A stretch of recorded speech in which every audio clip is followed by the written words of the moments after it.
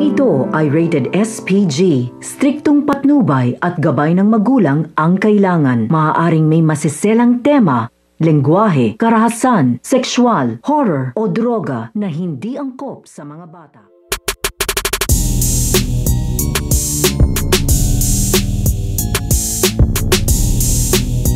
Ang pagtulong nito nga si Ding. So ito nga si Ding ay meron nga itong naisip at isasuggest nga niya ito dito nga sa kanyang ate Nada.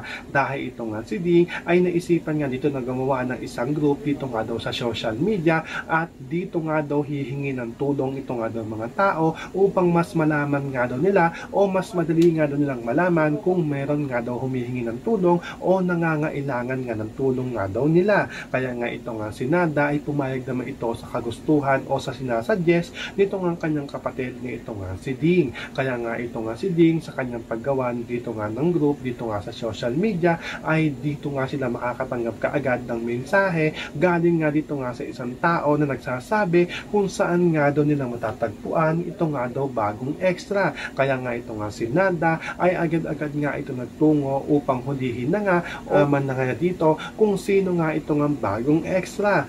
Yan ang ating mga pakakatutukan at pakakaabangan dito nga lang sa Darna.